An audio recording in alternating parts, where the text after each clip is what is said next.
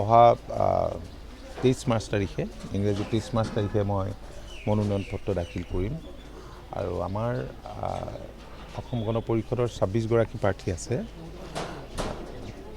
কালি দুই এটা সমষ্টিত মনোনয়ন পত্ৰ দাখিল কৰিলে দুই এটা সমষ্টিৰ প্ৰাৰ্থীয়ে আৰু বাকী বেছিভাগেই 23 তাৰিখে মনোনয়ন পত্ৰ দাখিল কৰিব। আমি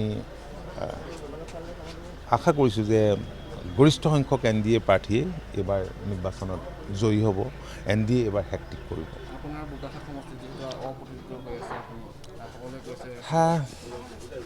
গোটেই কথাখিনি নিৰ্ভৰ কৰিব ৰাইজৰ সদিচ্ছাৰ ওপৰত। ৰাইজৰ লগত মই আছোঁ আৰু 2016ৰ পৰা মোক বোকাখাত সমষ্টিবাসীয়ে সমষ্টিৰ ৰাইজে অসম বিধানসভালৈ নিৰ্বাচিত কৰিছে আৰু ময়ো আন্তৰিকতাৰে ৰাইজক সেৱা কৰিবলৈ চেষ্টা অব্যাহত ৰাখিছোঁ আৰু বহুতখিনি উন্নয়ন হৈছে আৰু আপোনালোকে দেখিছেই যে মাননীয় মুখ্যমন্ত্ৰী ডক্টৰ হিমন্ত বিশ্ব শৰ্মা ডাঙৰীয়াৰ দূৰদৰ্শী নেতৃত্বত ৰাজ্যখন দ্ৰুতগতিত বিকাশ হৈছে আৰু বোকাখাতত এনে যিবোৰ কাম হ'বলৈ গৈ আছে আৰু হৈও আছে যিবিলাক কামৰ কথা পূৰ্বৰ জনপ্ৰতিনিধিয়ে বা বোকাখাতৰ ৰাইজেও হয়তো কল্পনা কৰা নাছিল। মই ভাবোঁ যে কৃতজ্ঞ বোকাখাতবাসী ৰাইজে আকৌ আমাক নিশ্চয় বিধানসভালৈ গৈ ৰাইজৰ সেৱা কৰাৰ সুযোগ দিব। আজিৰ দিনটোত নকওঁ, মনোনয়ন পত্ৰ হৈ যাওক, সকলোৱে দি লওক, তাৰপিছতে এনেধৰণৰ এছেছমেণ্ট এটা নিজাও থাকিব, দলৰো থাকিব, গতিকে তাৰপিছত ক'ম।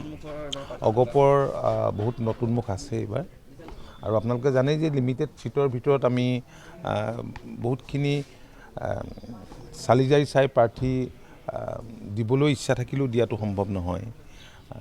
তাৰ কাৰণে অলপ বেয়াও লাগিছে আৰু কেইগৰাকীমান সতীৰ্থই প্ৰাৰ্থিত্বৰ পৰা এইবাৰ বঞ্চিত হৈছে। যা কি নহওক, আমি খুব ভালদৰে এবাৰ যুঁজ দিম আৰু মোৰ বিশ্বাস যে আমি বেছিভাগ ছিটতে আমি জয়লাভ কৰিব পাৰিম। বিৰোধী তাততো মই খুব শক্তিশালী বা তেনেকুৱা কিবা বিৰোধী দেখা নাই, কাৰণ তেওঁলোকৰ স্থিতি অতি দুৰ্বল। কাৰণ মোৰো এটা পৰ্যবেক্ষণ আছে নিজাববীয়া এছেছমেণ্টটো আমি কৰিছিলোঁ। কাৰণ বিৰোধী বুলিলেতো কংগ্ৰেছ আৰু অন্যটো তেনেকুৱা নাই আৰু কংগ্ৰেছৰ যিখিনি কাম কাজ কংগ্ৰেছৰ শাসনৰ সময়ছোৱাত যি তিক্ততা পাইছিল বোকাখাতবাসীয়ে, গতিকে তেনে পৰিৱেশটো এতিয়া নাই।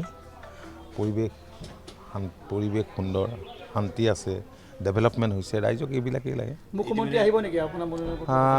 মুখ্যমন্ত্ৰী ডাঙৰীয়া অহাৰ কথা আৰু এতিয়া নমিনেশ্যনটো হৈ যাওকচোন, তাৰপিছত সকলোখিনি গম পাব। যিহেতু তৃণমূল কৰ্মীসকল অলপ ক্ষোভিত হৈছে, যিহেতু যিজন বিধায়ক আছে তেখেতে টিকটৰ পৰা বঞ্চিত হোৱাৰ বাবে। হয়, এনেকুৱাটো হয়, তেওঁ দীৰ্ঘদিন ধৰি বিধায়ক আছে, কিন্তু এইবাৰ সমষ্টিটোৰ আকাৰ অৱশ্যে সলনি হৈছে। পূৰ্বৰ দেৰগাঁও সমষ্টি এইবাৰ নাই, তথাপি তৃণমূল কৰ্মীসকলৰ আৱেগ অনুভূতিক আমি সন্মান জনাবই লাগিব, সন্মান জনাম। আমি কথা বতৰা পাতিছোঁ কৰ্মীসকলৰ লগত, মই ভাবোঁ যে ঠিক হৈ যাব এইখিনি লাহে লাহে।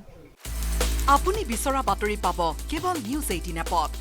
নিউজ 18 এপ ডাউনলোড কৰিবলৈ স্কেন কৰক এই QR কোড। গুগল প্লে ষ্টৰতো পাব এই নিউজ 18 এপ।